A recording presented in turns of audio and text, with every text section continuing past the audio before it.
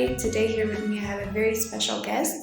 Her name is Dr. Bethel Samson. She's the founder of Etege and Saba platform. Welcome, Doctor. Thank you for having me. So to just start, let's introduce you to our audience. Tell us a bit about yourself, where are you from, just an overview. So my name is Dr. Bethel Samson. I recently became a doctor at Blackline Specialized Hospital. I'm about to start my internship. I was born and raised in Addis Ababa. I went to Nazareth School, and now I'm attending medical school in Blackline Specialized Hospital. That's great. Congratulations on that. And it must have been quite a transition from going from an all girls school to college. So how was that transition like? To be honest, I grew up with a lot of my male cousins. I'm one of the fewest female cousins in my family, Okay. and our house was a hub for a lot of my brother's friends, my cousin's friends. Mhm. So it wasn't that much of a transition for me. Mhm. And I used to go to summer school in St. Joe, so it wasn't that much of a big transition for me. And I had guy friends when I went into medical school. Mhm. So for me, I guess it wasn't that much of a challenge. Mhm. But there is a certain difference between learning as just an all-girls school and then Yeah. when you're learning with male students, it's completely a different experience. No. Great. So let me just jump right onto it and then let's talk about your passion. You're working on health and reproductive advocacy right now. So where did you develop that passion? Was it because you had the opportunity to mingle with a lot of girls, especially you went to girls' school and you have a mother, you're also a woman. So how did that passion become about? So the passion actually started from different aspects. There's not a one incident that I would say caused this whole trajectory of what happened, but when I was in medical school, I don't know if I should be saying this, but I was really struggling to find what I wanted to do within the medical field. Yeah. And I think when you're going in the first year or the second year, it's very common to feel lost and basically useless because you're basically reading all the time, but you're not doing much. But at the time where I was getting confused, is this what I want? I got into a club called Ethiopian Medical Students Association, and we had this association. It's like a club and a school club, but there were these associations everywhere around the country, and then there's an International Federation of Medical Students Association. So I was part of that. And when there was a project that my friend came up with actually, and she pitched it to me, and she said, let's work on this project on breast cancer and cervical cancer. Its name was Double Impact. And we used to go to offices basically and teach about breast cancer and cervical cancer. And then there were other projects we came up with, like menstrual health projects, family planning, prevention of sexually transmitted infections. So because I was very passionate about that, that's how I found my passion, just working on projects.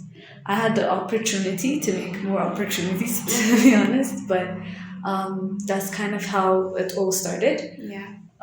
Yeah. So once we started doing these projects, I found my passion in kind of working around breast cancer a bit more, just because I had family history of breast cancer, and it spoke to me a bit more to start with that. And that's how I guess everything started. I think everyone could resonate with you on your passion is not made up of one thing. It's not an impact that happens to you at a certain point of life. It's just your whole life, literally. So thank you for that. So let me just jump right on to your two apps, Etege and Saba. So tell me a bit about those two apps, and maybe if you want to focus more on one of them, that's also fine. Just introduce highlights to the audiences about the platform and just explain to us what it does. So Etege is a breast cancer awareness application. So basically, our thoughts were when we were going to offices and teaching about breast cancer, we would show them a video of how to do a self-breast examination at home, but the video was very awkward to say the least because it wasn't really made by Ethiopians. It wasn't a very good comprehensive educational material. So in terms of teaching materials that we were going to go into offices with, the idea came up just to give our trainees something once we leave. Basically, if we give them an app or a video or an animation that they can use at home, once we leave the office, they can also practice it. So that's kind of how the idea came up, and that's basically what it does. It teaches you how to do a self-breast examination and the right steps of doing a self-breast examination. And that's what the app does. It also has a calendar feature, but when we were making the app, we were never really thinking about tech value. We were not thinking about much. The idea just happened, and we were just supposed to give it to our trainees and leave. It wasn't really supposed to go viral the way it did. I'm basically like your whole life changed after that, and so once that happened, I met newly entering like VCs that were new in Addis, and I was introduced to the tech world. And through that, I learned about the tech world. I met a lot of people. I was able to kind of have more ideas, and I was able to work on those ideas.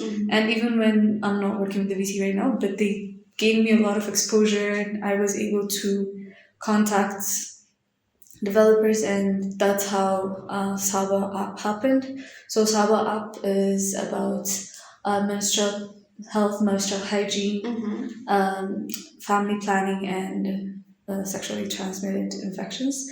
So what Saba App does, it's a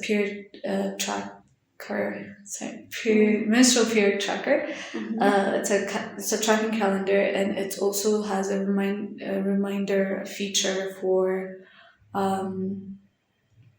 people who are using family planning options like oral contraceptive pills.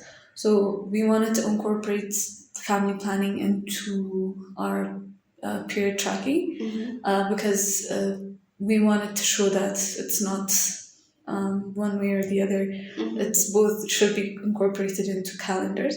But I guess one of the most interesting features is that you can actually customize what it says on your notification page, which I'm sure people are going to find creative ways to use the notification bar.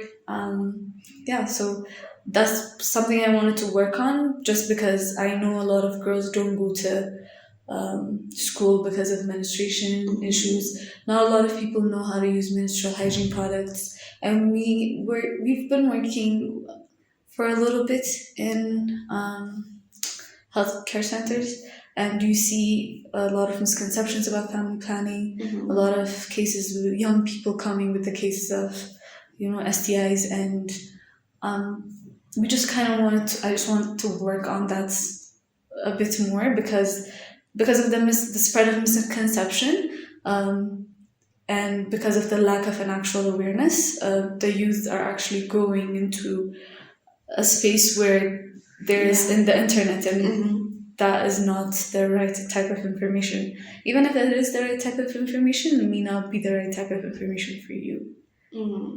So I really wanted to create a platform that young people can use to get the right type of information. Yeah, thank you for that.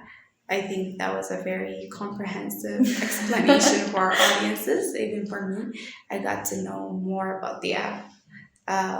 So let's just talk about the benefits and challenges of your work with women, and your work is centered around women. You're a woman as well. But there are benefits when you go into the real world of being an entrepreneur with your app, and you have the tech side and you have the health side. So what are the benefits for you as a woman, entrepreneur, and the challenge of being a female entrepreneur? It's a very good question. I haven't been an entrepreneur for that long, Mm-hmm. but I always have been a medical student in a way of I've always wanted to help women because when the topic of feminism is raised, I want to really work on Mm-hmm. women's health and um, I always remind myself whenever I'm thinking about all these challenges of it can be trying to secure funds or it can be like whenever you're working with possible investors or donors Mm-hmm. and they kind of make you question where you stand and why you have the values that you have, why do you have these Mm-hmm. missions, why aren't you trying to go for profits. And I think because I'm well centered on the fact that my goal is not to have the most, gazillionaire type of Mm-hmm. uh, startup, or even I never really thought about being an entrepreneur. Mm-hmm. Literally, like a VC firm had to convince me to be a founder, and that I had a completely different experience from a lot of people that Yeah. entered tech. So whenever these things happen, I always remind myself that my goal here is to make sure that I do everything that I can so that women's health issues are visible and we work on preventing those. But as to what I have as a benefit is because first I'm very centered around my goals. Mm-hmm. And I think being a woman, I used to think that being soft and being very Nurturing. nurturing was a Yeah. weakness, and Yeah. I think that's what we're taught. When Mm-hmm. we kind of tend to look down on other women who don't exactly not want to be those corporate women, Mm-hmm. those women with big jobs. But there's something very nurturing and very important about how to stay in your feminine energy to a point where even when I'm working with male developers, when you're working with male graphic designers, you realize because I'm soft and because I have that nurturing nature to me, I can just make sure that no one's ego is hurt because it's an actual Mm-hmm. challenge. Yeah. And also because I can relate more to women, I am able to get my point across in the way that women need to hear it. But when it comes to the challenges, it's very difficult. So there's your imposter syndrome that everyone Mm-hmm. reminds you of. um, and of course, there are many like open spaces for women now so that you can have your startup. A lot of VCs, a lot of incubations actually like support women Mm-hmm. more into the field, but Yeah. sometimes it can kind of be very pretentious Mm-hmm. in a way where I have been in a press conference this one time and they kept mentioning that I was a female medical student like at least like 10 times Mm-hmm. in one setting, and I sometimes you can kind of be commercialized for it. Mm-hmm. Being a female entrepreneur, oh, she's a female entrepreneur, she's a female medical student. Yeah, I am, but I would have also been able, and that sometimes isn't. It's really not good for your. Yeah. It's not good for your self esteem to ever Mm-hmm. think saying if I wasn't a woman, Would I I wouldn't ever? have. Yeah, Yeah. so those are some challenges, but otherwise, a lot of tech companies, a lot of tech startups, founders are becoming more and more women are actually joining that field. Also, investors like donors, and they're actually looking forward to fund female founders more. Mm-hmm. So it's a good field now. Tech is a little better now. Yeah. Great. Great. So to make the conversation more fun or less lighter, let's talk about your fun memories while either maybe in medical school or being a founder or just generally in life. What is something that you said stood out for you? So, like, as soon as I met the first PC and they were trying to convince me to be a founder, I would meet them more regularly at first. So, when I was meeting them, I remember certain instances where I would have to go to, like, so if when you're a medical student and there's a hospital, that's where we're like learning. So we have bedsides, we have rounds, and we have OPD where the patient comes and we're there learning from patients and residents and seniors. So I would have one of those, either a bedside or like certain like ward activities, and then I would have to run into meetings. I remember this one time, one of our partners came to Charlatan, and I remember going to breakfast in Charlatan, and I was just mind blown the whole time of how people just live like this. And then I was trying to explain to them about the problems of actual people that were like, the struggles. Like there might be no water, there might be no electricity.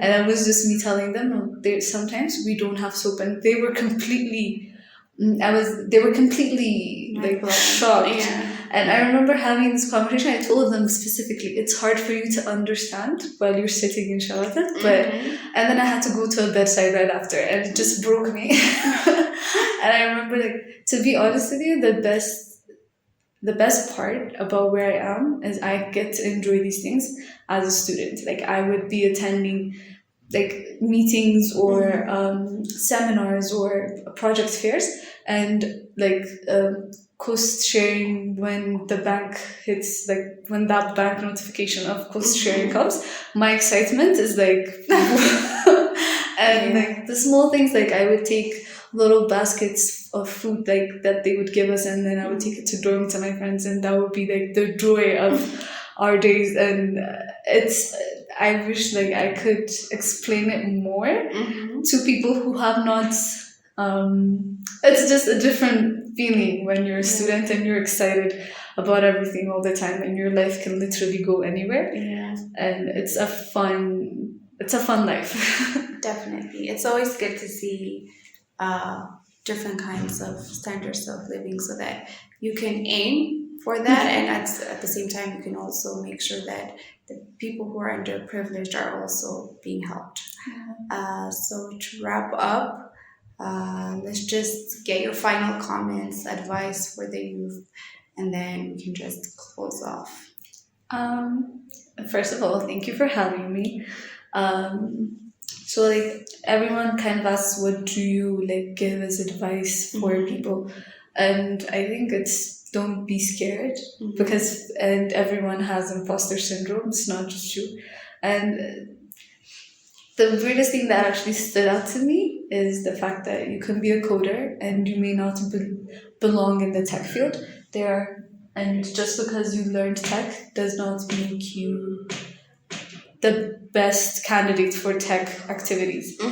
Because tech is not just about coding, it's about marketing, it's about content, it's about a lot more things than actual just coding. So it can be for you. You're just gonna have to try it out to know. Okay, that's great.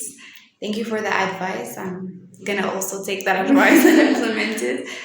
Thank you for everyone who was listening, and thank you so much for coming here, taking your time to share your experiences and your thoughts. I'm sure it was a very enriching experience to whoever is on the other side. And thank you.